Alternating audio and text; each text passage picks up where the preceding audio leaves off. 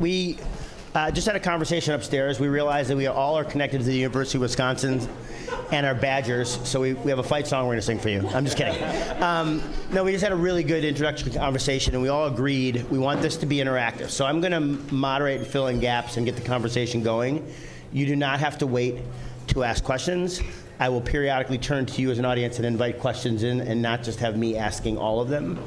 We thought that one of the more important things we want to do is actually spend time talking about personal experiencing, like applied experiences that you all can learn. So with that in mind, actually, I'd ask you all to kind of not give the 2-second bio you're always asked to do on panels, but actually tell everybody a little bit about yourself, kind of a little bit of the journey that you've had, and maybe one reflection that relates to this topic. I'll start with you, Francesca.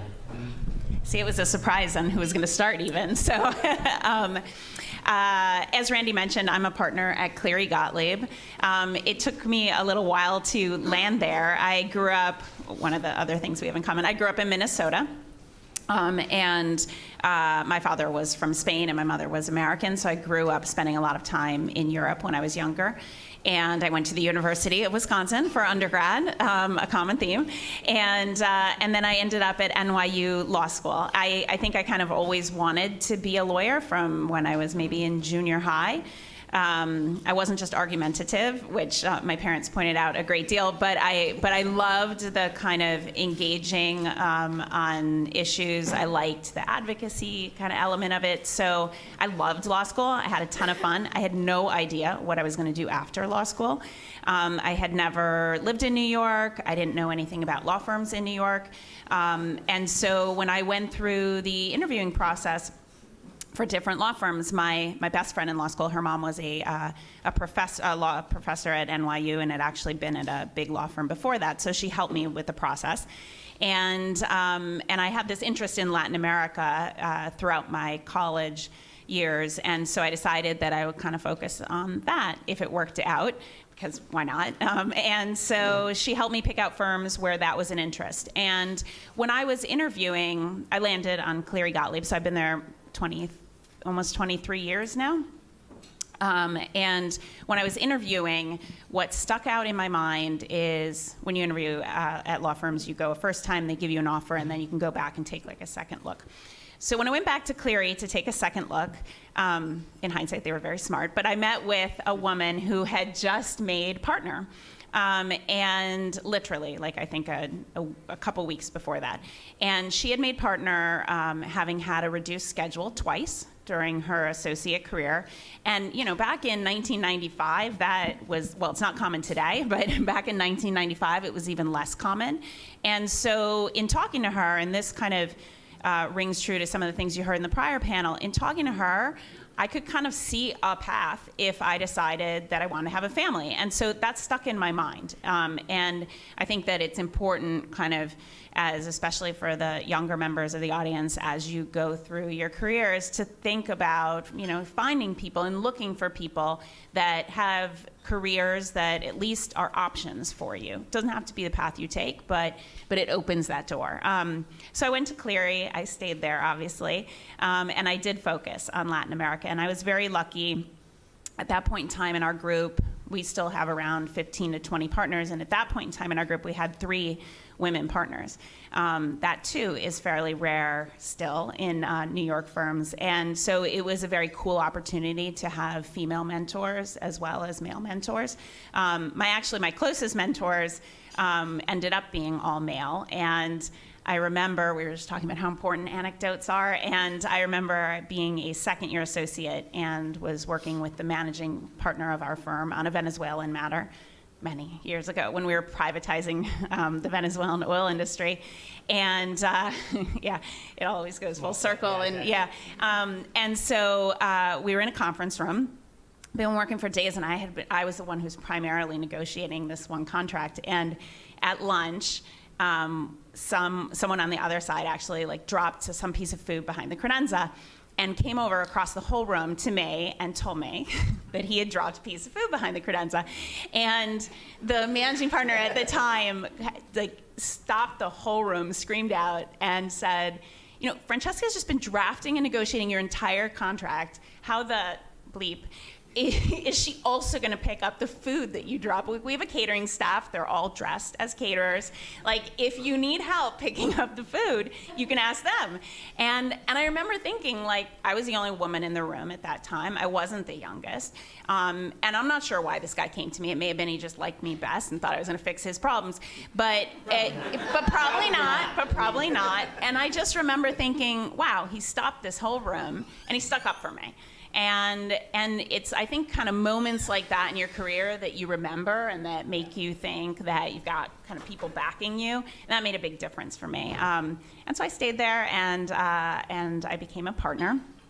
Since then, I've been active on a whole range of issues. I've, at times, headed up our Latin American group.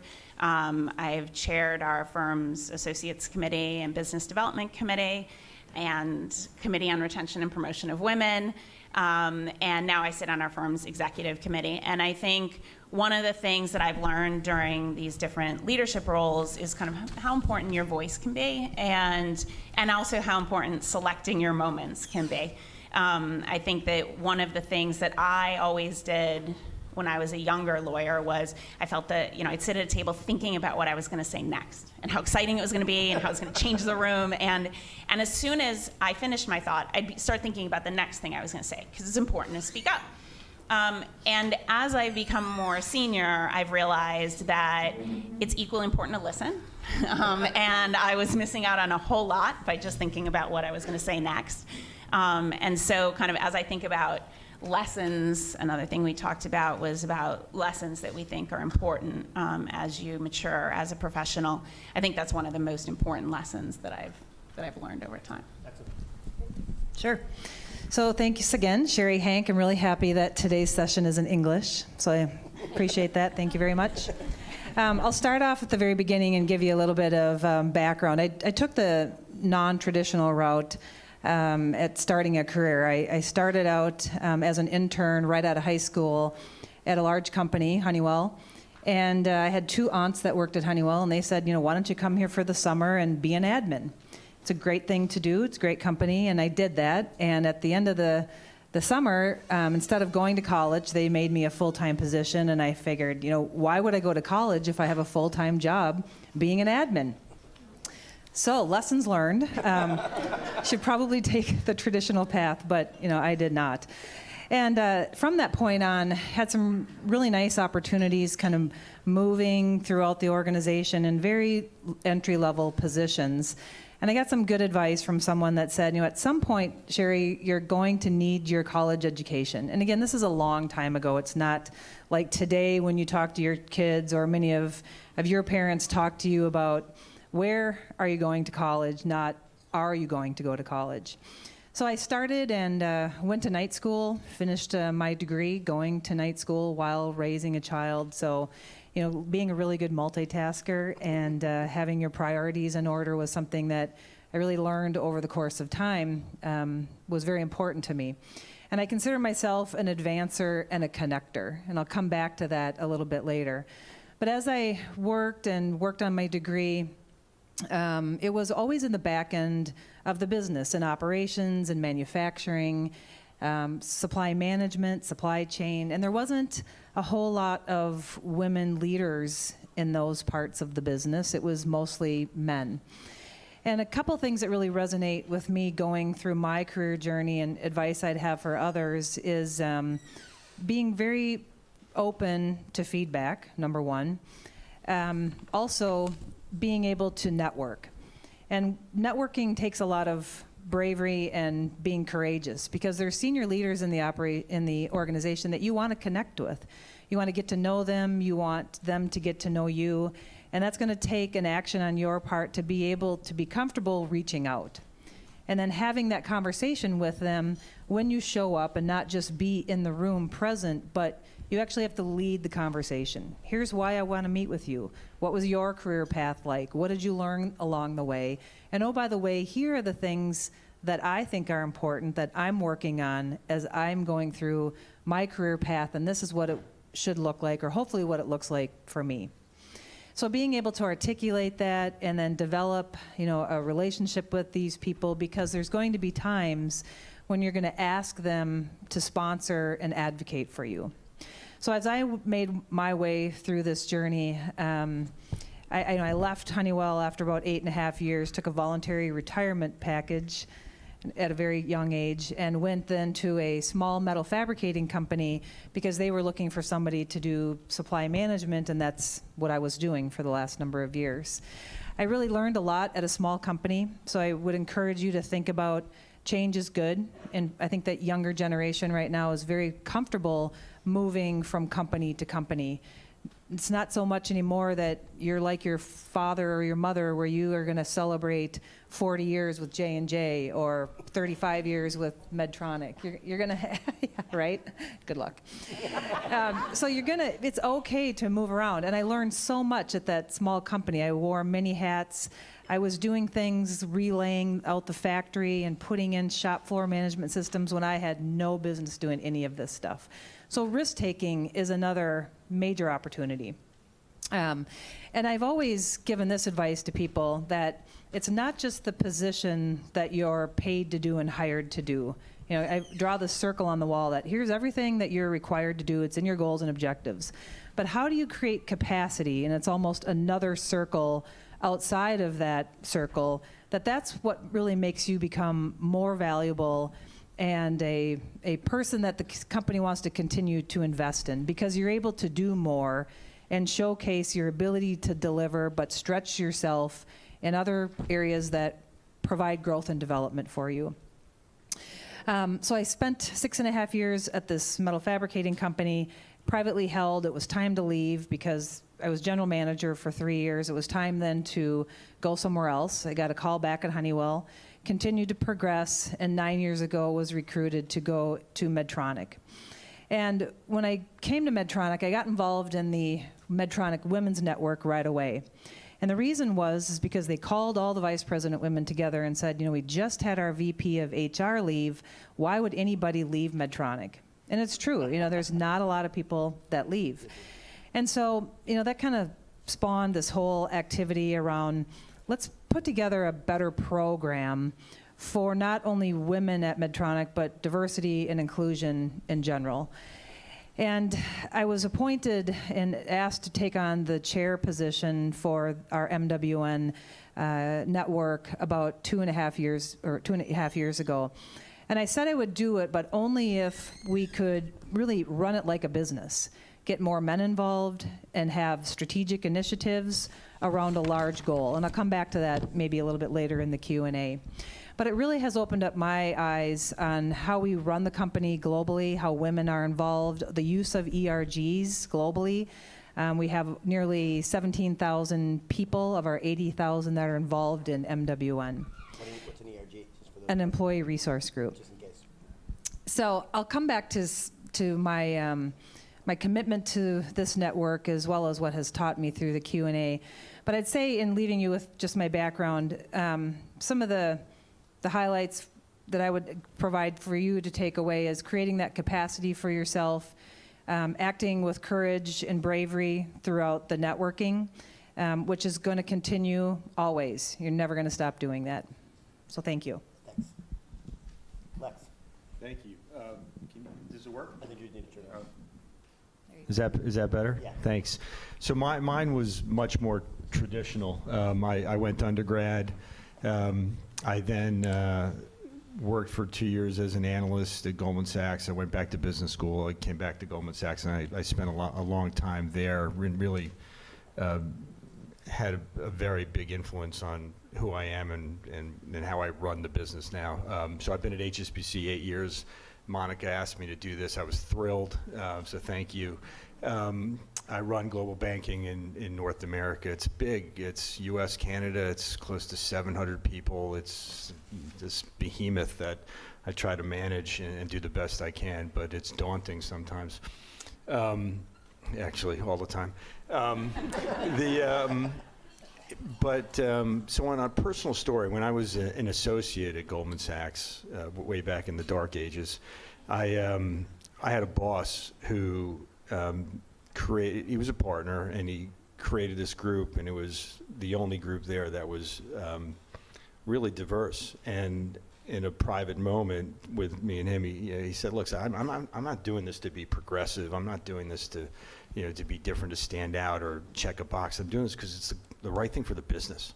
We'll be better. And he was so progressive. He was so far ahead of the curve back then. This is in the late 80s, early 90s, that he was thinking about, how do we be more inclusive? How do we be more diverse? How do we be more creative, innovative, and all those things? If you think about the studies that you've seen today, they've all proven out that a more diverse workforce is actually more profitable.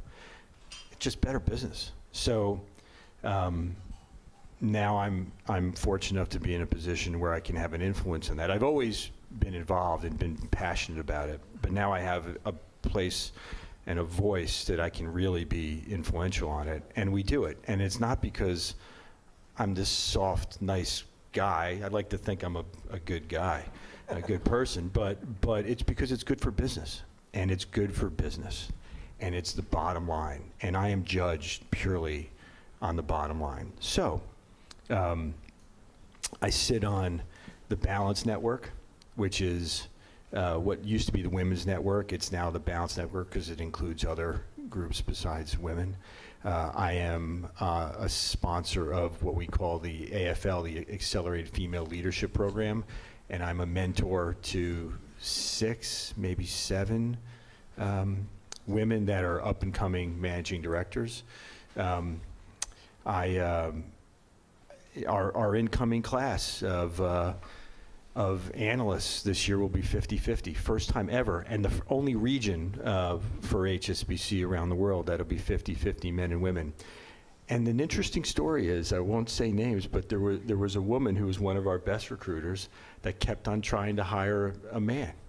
And I was like, we got to do better. You can't tell me that there's no other women out there that we can do. So we looked at, obviously, women's schools, but then I went to the next level. Let's look at women's sports teams at these schools and really try to, and we did. We hired a soccer player from where my son goes to school, a women's soccer player from Bucknell. She made us 50-50. So a few more stories. I have a daughter who's now in the workforce. She's not in banking, thank God. But she graduate from? She graduated from Wisconsin, so there we go. That's my tie. That's my tie. So if there are any Michigan fans out there, we have to beat you on Saturday, or else I'll hear relentless abuse. On Wisconsin. So she's in the sports industry, and so she's 2 years in that, and I hear incredible stories about how she's treated and it's got to be comparable to banking in terms of the ratio of men to women. So I would say that banking, we're lousy. We are lousy in terms of the ratio and the diversity, and we're trying to be better, and I'm very focused on it, and sports has got to be the same. So I hear anecdotes from her. And the last thing I'd say, you're talking about advice, for the men in the room that have a voice and have say, you got to own it, right? And it can't be from, no offense to people in support functions, they're unbelievably important, HR, legal, compliance, it has to be from the business, right? So the individuals, just like my boss did 25 years ago, right? I have to own it. My counterparts who run markets, who run payments, cash management, run the big businesses at our firm, have to own it, have to take a personal interest, because like it or not, it filters down. And when my team sees that I'm here speaking, when I sponsor 7 individuals, when I chair a committee, when I tell them that we cannot hire another male, we have to find and we have to do better and hire a woman to fill that role. It just makes a difference, and when the person who is actually ultimately responsible for running the business owns it and takes responsibility, it just has a ripple effect. So that's a great thing to pick up on, because we wanted to talk about kind of the role of men in this discussion, although I think we're going to talk about the role of both men and women in the discussion. So I wanted to pick up on two things that were similar, which is how should particularly young women think about men as role models versus women, and and related to that, and you can take either one of these or both, mentors or sponsors as women or men. How should they think about it? Any one of you can start. I'll start. So I think you need both, and you need both because they're going to bring different things to you that you need or you would like to have.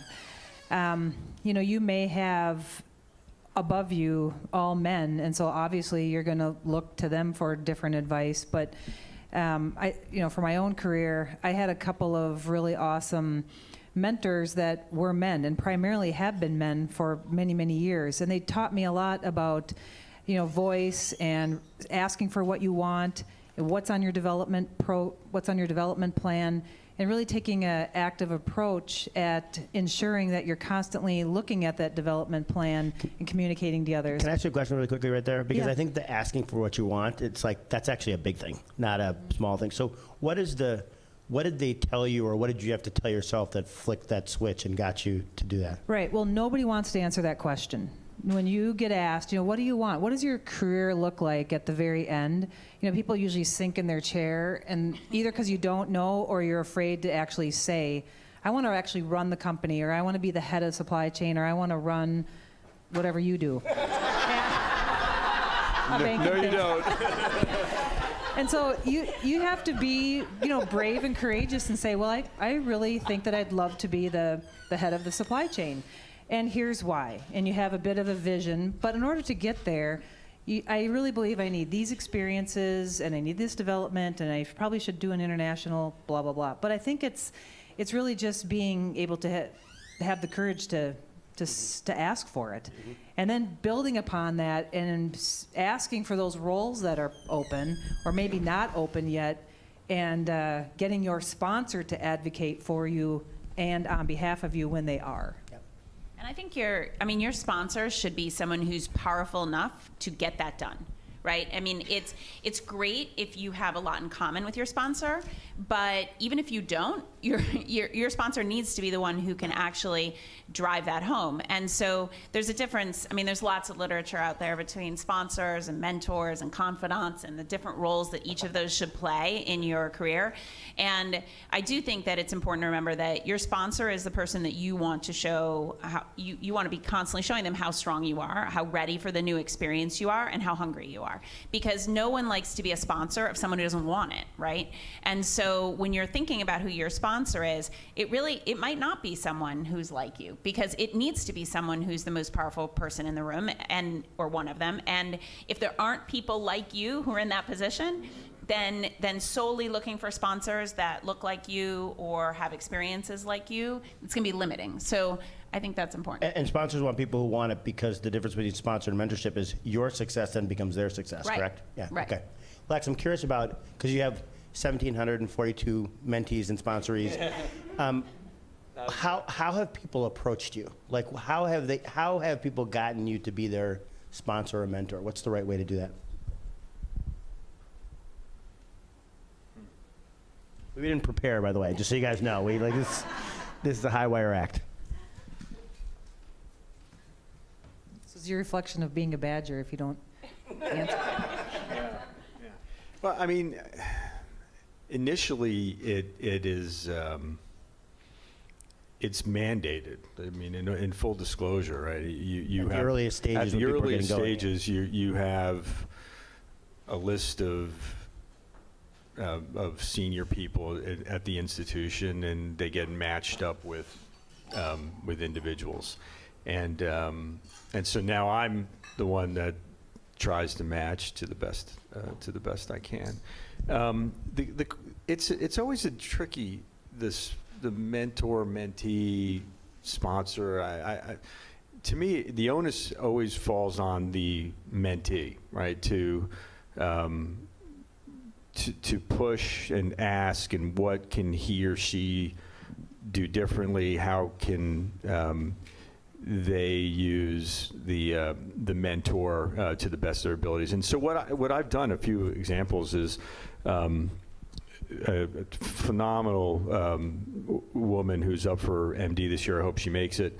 When she goes to give a presentation, she'll literally sit with me and go through the presentation first, and she'll run it through and see how it goes, and then we'll probe and push, and I'll challenge her on a few things. And so so to answer your question, sorry to round away. No, that's actually really good. She'll then go tell a few other people, this is exactly what I did with Lex, and so they will then use that approach with their mentors or sponsors, and so I mean, it's real time. It's not think about your goals, and here's a real live presentation. She's going to be sitting in front of a committee or a board or whatever, and she's gotten some. I mean, and how useful would that be for anybody, right? To really forget about mentor many, but to sit there and do a real dry run before you had to go present. I think it's pretty neat, actually.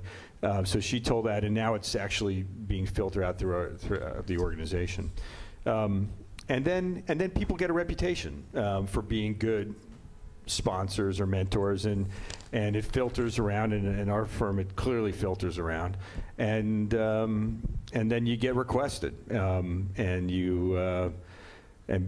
but something that we talked about before, at a certain point you do have to draw a line, and you have to say, like, I can't do you justice by adding another person on or being there. But here, so then the next answer to your question is then I if I get somebody requests me, I'll say I just don't have the bandwidth, but here is someone who can do it. And so that's how it starts to feel now, because I think I have a pretty good feel of who would be a good mentor, and if I don't have the ability to do any more, I have a pretty good idea who would do and take the same sort of value-added approach that I have.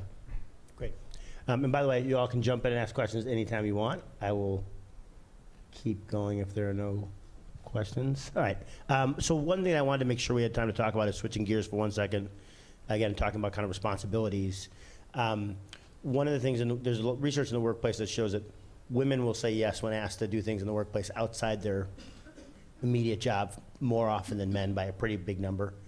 And men not only do they not say yes, they literally say, no, I want to focus on my core job. And that information, that extra stuff oftentimes isn't in their year-end calculation on performance. So it's like almost like a second set of responsibilities, which we kind of started talking about before we came up. So do you want to talk, Francesca, do you want to talk a little bit about this from your perspective? Because we brought this up when we started the conversation, and everybody started nodding, so I thought it was a good conversation to have. Sure.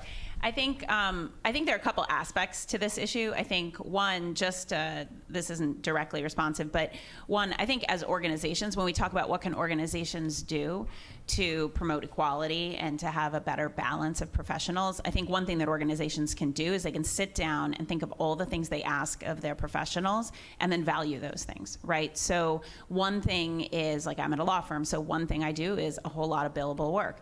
But, you also do recruiting, you also run committees, you also mentor. And so unless the institution values that whole group of things, then every time the institution asks a certain group or groups of individuals to do more of that than others, then you're devaluing that group of employees, right? So I think from that perspective, I think it's really important.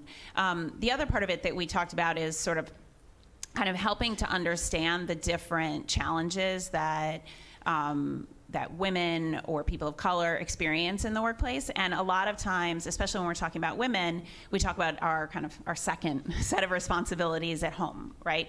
And I have a whole bunch of those. I have a couple kids, a couple dogs, and a lot of things going on, and it is a huge, huge chunk of my life, right? Balancing that is a significant part of that.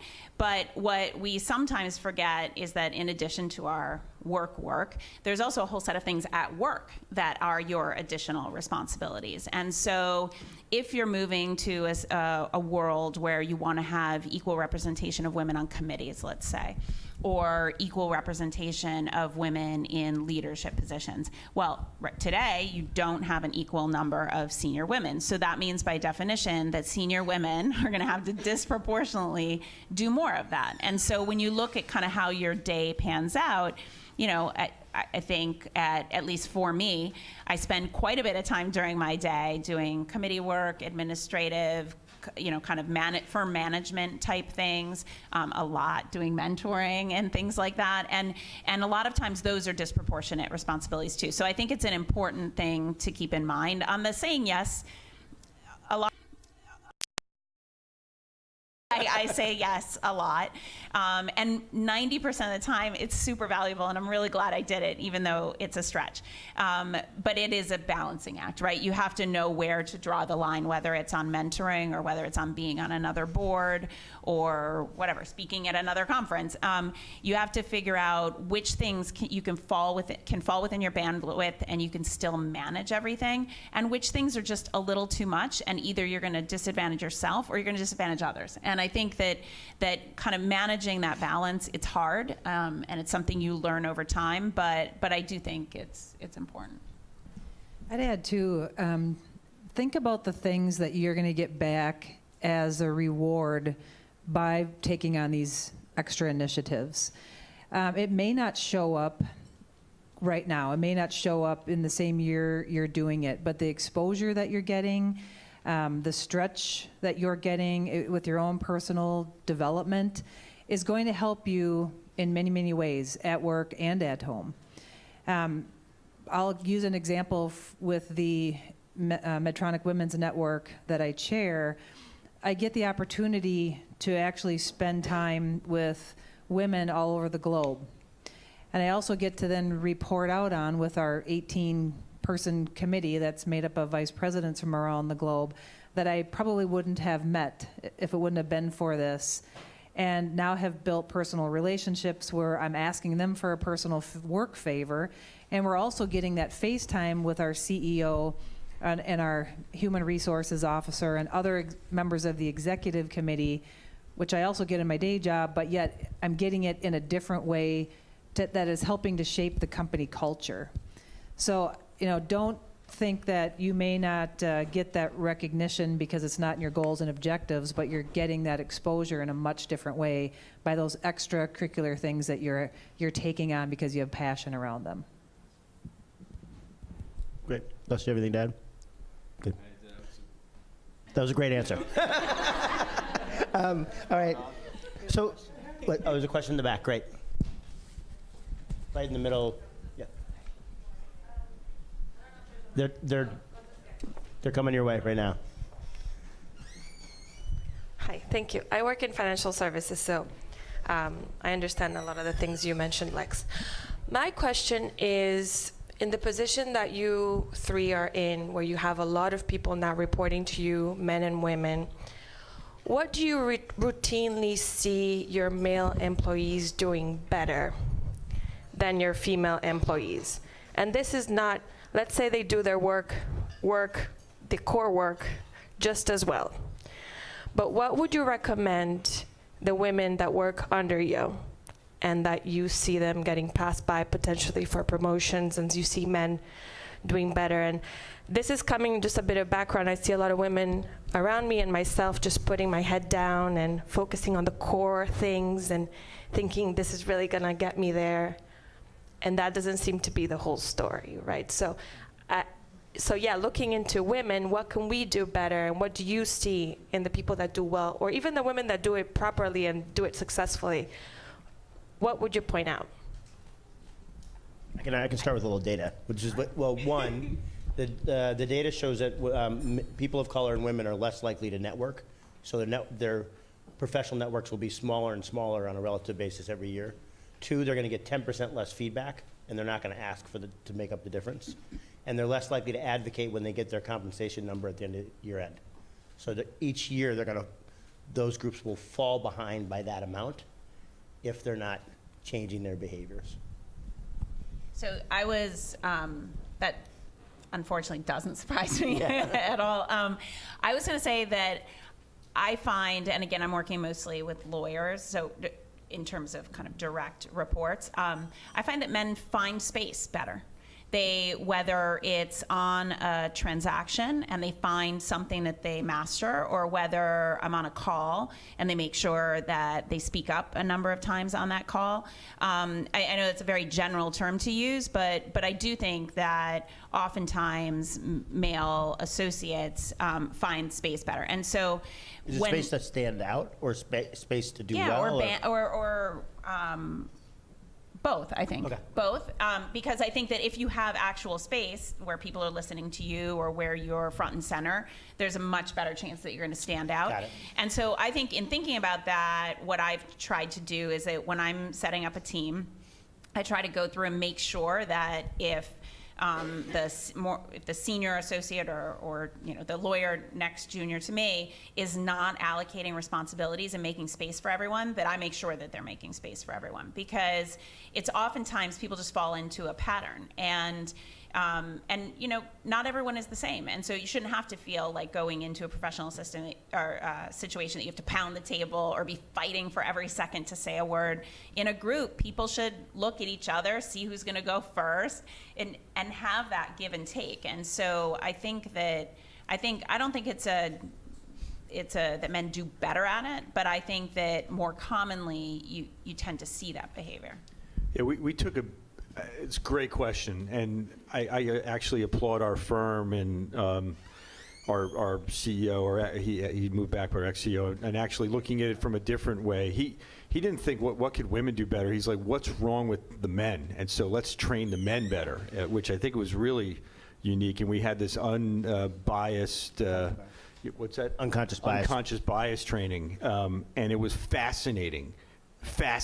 And at first you go in, you're sort of skeptical, but afterwards you don't even realize how you have this unconscious bias, and guilty as charged. But then when you start learning it and seeing it, it wasn't so much, at least what we took away from a management team, wasn't so much what the women could do better, as how are we just not performing at our best to put them in a position to succeed. So and we do this on a regular basis, so it was eye-opening to me, and I think we'll be better for it. It takes time, but I think we'll be better for it.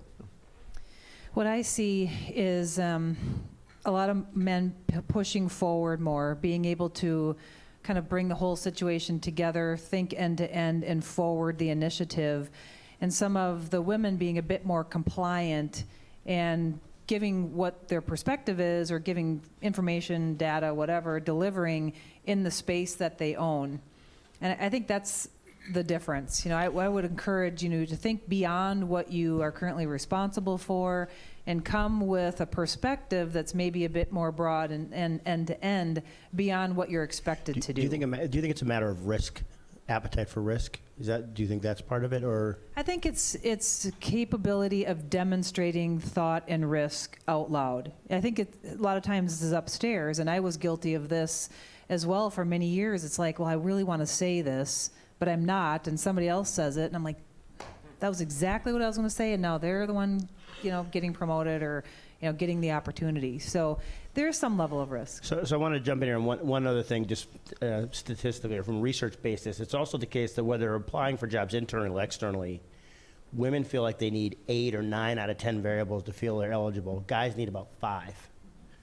And so what do you do with all this data? Well, the first thing is be aware of the gap. So when you think something's on a 9 or an 8 on a risk scale, it's a 4 for the same guy sitting next to you. So change your dial. The other thing is, when it comes to advocacy, women are less likely to advocate for compensation, but if it's their child or a sibling, they will advocate more aggressively than a man. So just change the person in your brain. Like, your job and your comp is for your kid, right? So it's literally, it's a flick of a switch. Networking, called Mama Bear syndrome. Yeah, Mama Bear syndrome. Yeah, exactly. Hockey mom. And the same thing with networking. Networking is seen as a negative thing. If the term is relationship building, the data totally changes. So it's a matter of like literally tricking yourself into being in that position.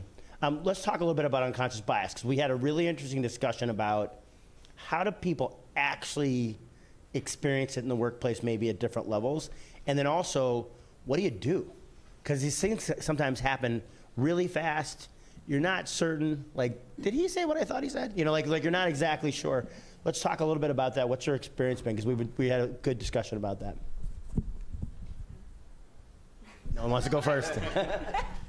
All right, well, somebody else can talk about what it is, but I can tell you what we're doing about it at Medtronic. And really, it's education that's required, because if you have a brain, you have bias. And we have brought some folks in from the Neuro Institute to help us as a company figure out how to talk about it out loud and then what to do with it. And not just at executive committee and vice president. This has to be at all levels, individual and especially the manager level. Because what we were finding is simple things like our hiring practices.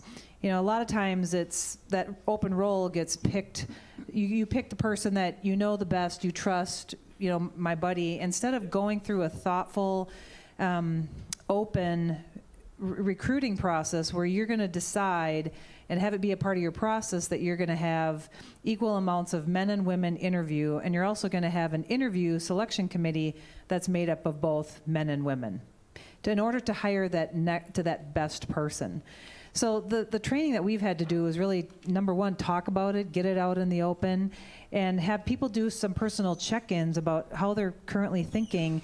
And some of it is just how they were raised, the culture that they were in at other companies, cultures within the world. Yeah, I think most large institutions now do some kind of unconscious bias training, and I think it's important because that we continue to do it, even though as we have younger populations in the workforce, in theory, everyone should be much more awoke about things. I think it's incredibly important because it starts to change the culture of an organization, and it makes people much more aware of how they are describing things, what words they're using.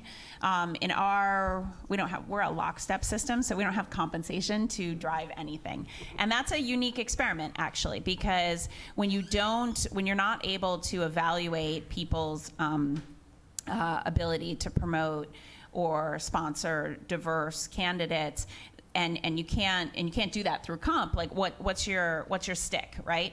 And so one of the things that we do in our kind of senior lawyer making process is that we have someone who's called a non-advocate partner, and that person is supposed to be overseeing the entire file of that candidate, making sure that we're hearing both the positive and the negative, making sure that the discourse among 200 partners globally is a discourse that is fair to that individual, and especially going through different kinds of training. There's lots of words that people use that are laden with, with a lot of meaning. And so what we've tried to do is make people much more aware of the power of those words, right? Or even when we're talking about when people go on leaves of absence, right? How do you describe that leave of absence? How do you describe someone's performance during the year that they're on a leave of absence? Because much more often than not, we have women who are going on parental leaves as opposed to men, or at least the duration is longer. And so I think it's something that is, what you said is correct. As long as you have a brain, you have unconscious bias. So it exists. You can't erase it. And it's actually not a bad thing, right? It's part of how we all develop and grow. What's important is to realize that you have it and to start being thoughtful about the way that it might be impacting what you do, and to be okay talking about it, right? And I feel like, especially in more senior generations, oftentimes there's not a lot of comfort talking about that. People think that they're going to be ostracized or that it's not politically correct. And at least we've found that as we start to have that dialogue more freely, we actually have a much better process. Yeah, and I said before that we've started the training. We have a long way to go. But for me, it has to be real. It has to be tangible. So the only way I know how to do that is in terms of promotions, pay, hiring. So real numbers. So I said before, 50% of the new people who are coming in are going to be women. Never been done before, hasn't been done anywhere else in the world. The numbers of women who are going to get promoted to MDs this year will have the highest percentage by far across the globe. In terms of pay, I mean, it's too early to say, but it'll be a focus of mine. So I don't know. For what I do, we can talk about it, and the training is incredibly valuable, and it's just so important. But in terms of actually then, at the end of the day, saying, here's what we did, and I have to present this to our board, who asks, so I give them credit. Here's the number of women we promote. Here's the number of women that sit on my executive committee, which is 30%, and I'm trying to get that higher. Here's the number of women we hired, and these are things that I'm accountable for and accountable to. And I'm passionate about. So it becomes real and tangible. So we have 5 minutes left. I think there's a question in the front. We'll take a quick question. Yeah, is a quick one. It's more like a reflection, just hearing, all the discussion about personal. I mean, what really will be my role, like a woman in finance, and I think I don't get it right. Because when I came from Colombia, and we are very equal, I came to Wall Street, and I remember seeing the people, and I said, like, I'm going to speak by myself, and it was the head of the desk, and I said, like, I want to sit there. Like, I can do that job, but I said it out loud, and it cost me the job. It was when I came to the United States. Fast forward, now I'm working with New York Life, and I have my own business, and I'm a financial advisor. And I came with a client, and he's a man, he's the owner of a big company. So I came, and I didn't feel strong enough to come by myself, so I brought one of the associates of the company to help me, because I didn't feel, because I came so strong at the beginning, it didn't work out. So now I'm double guessing myself, so I bring this guy which is the expert, to the product. And then when we were leaving, my client come over and said, Marta, estoy haciendo el negocio por ti, not because of the person you came. So, not the person you bring. Yeah. So, I think I don't get it right. I think it's also our attitude towards the situation, which is a fact, that then you cannot come too strong, because the society back then when I started was not that aware. I was the only women, 200 men in Wall Street. So I came very strong. Can I ask a question? And now I'm guessing myself. So I think because it's last one thing, because it's being streamed, I'm not sure if everybody could hear the question. Isn't it being streamed? So just really quickly, the question was about somebody who was from Colombia who talked about the fact that she had gotten here, came from a culture where she had been expected to be at the table and be a part of the conversation, did that in the first important situation in the United States, was penalized for it, actually, and then now second guesses herself and is trying to find the right level. And I think, Lex, you wanted to ask her a question. Does New York Life or the other institution have a sponsorship program or a mentorship program? They don't. I mean, New York Life do for markets, but I mean, because look, if somebody came to me, male or female, and said, I want that job, I'd have the same reaction, which would probably be negative if it was my job, right? So it wouldn't matter. But to me, it's not a gender thing. To me, that's where the sponsor or the mentor is supposed to help and advocate. So that's what our mentors and sponsors do. We have those conversations with our mentees. What are their goals? What are their desires? Where do they want to be? How do we get there?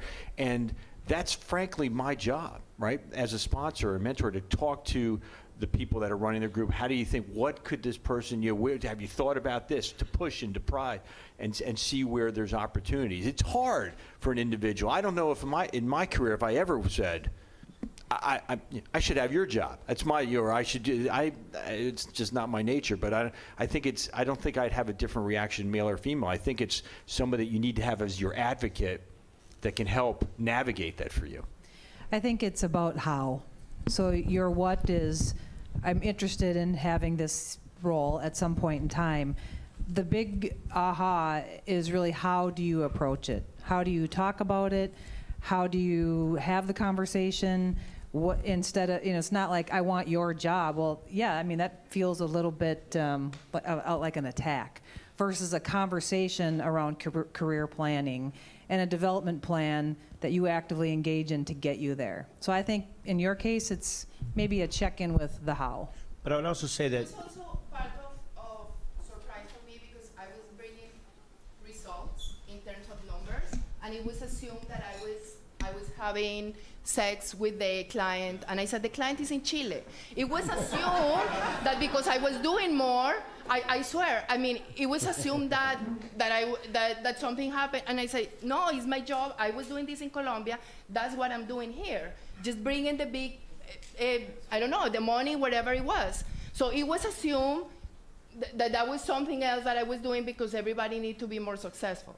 So I think those things are going to exist in the workplace. That's going to happen. I would say a couple of things. The first is a Harvard professor said something last week that really stuck with me, which is like your privilege is what are those parts of your personality that are privileged are those things you don't have to think about. And what I mean by that is a lot of people, when they got the first no, don't behave that way, wouldn't have stopped. They would continue to assume they should be in that position. They would continue to assert themselves. But you were in a new situation, right? So you didn't know exactly sure what was true and what was not. And so the first thing I would ask yourself is or do for yourself is when people kind of push back on something, take a step back, take a breath, and kind of look at other people around you and say, would everybody stop doing this if they got this? Or are certain people here more privileged than I am, and they might keep going? Just think about that part. The other thing is that you also have to choose the environments that you work in that are going to work best for you.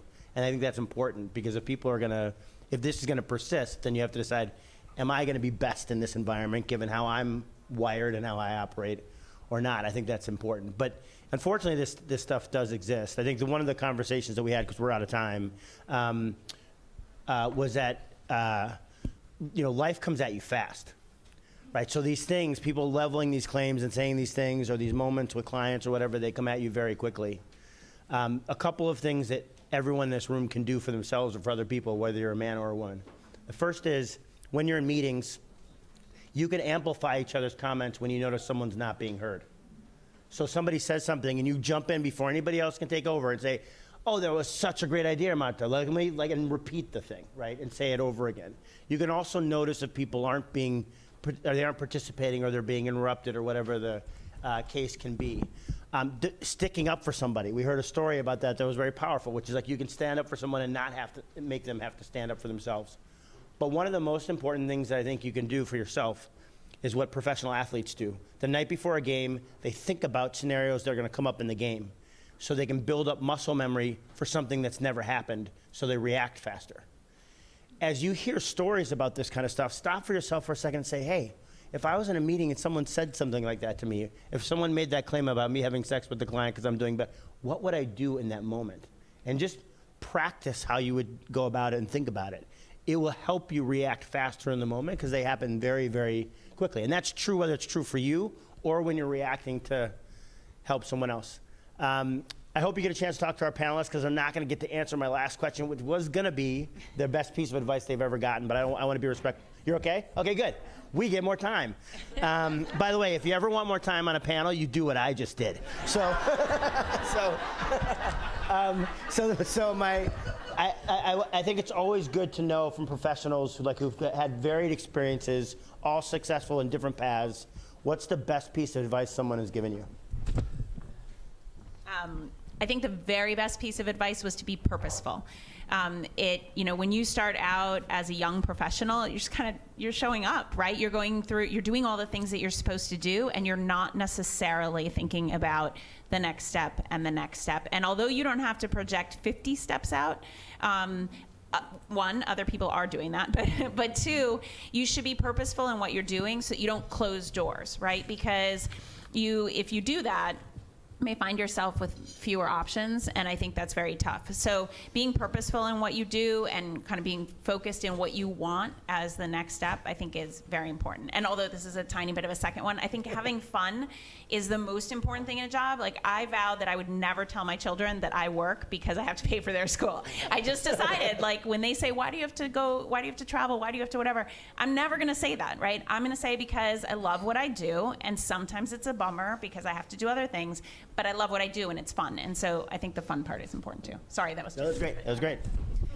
I think the best piece of advice that I received was to be that person that is going to say what's not being said. Somebody has to do it. Maybe everybody's thinking about it. So be brave and be that person, but in a constructive way where you're trying to further the issue or further the conversation and not just leaving it out on the table and what's the so what after it. So saying what's not being said in a way that you can be a connector and an advancer. Those are really good. Lex is intimidated right now. Those are really good. I've had a few. I mean, it's hard to narrow down one. I've had the obvious, be open and transparent, and the big action. I traded for a while too, and then that was always just, if there's a bad position, don't hide. If there's a mistake, own it. Don't try to sugarcoat it, be it as bad as it is. Just and that's and long-winded here. No, and Monica, no surprises, right? If there's an issue, just get to me. I'll help you fix it. I'll help you solve it. If I'm surprised, I can't. There's very little I can do, just no surprises. Just if you know something's going to be a problem, get to me or get to your boss immediately, and as bad as it could possibly be, just let it out there, because usually he or she can help, but when it's a surprise, it's the death spiral. So thank you for your candor, and I want to say, not everybody raises their hand and talks in open forums really comfortably. If there's something that is a personal and professional question that you have, much like the woman who just asked a very, very personal question, which I commend her for, and you didn't get a chance to raise it, my email is just jonathan.mcbride@blackrock.com. And I'm not kidding. I mean, because ask a straightforward question, I'll give you my best shot at an answer. Put the context in which we met, now that we're all friends. But I think this is really important. You're at a point in your career, these questions need to get answered. There's oftentimes a pretty straightforward question. It may not be the one you like, and you may not be comfortable with it, or it may turn back on you and ask you to do something. But there's oftentimes an answer that we've learned just through our experience. So just send me a note. It won't be an ongoing mentoring relationship with all 100 of you, but I'm happy to answer quick questions that's prompted that are some of these tricky questions that you need to get answered. So thank you for your time, panelists.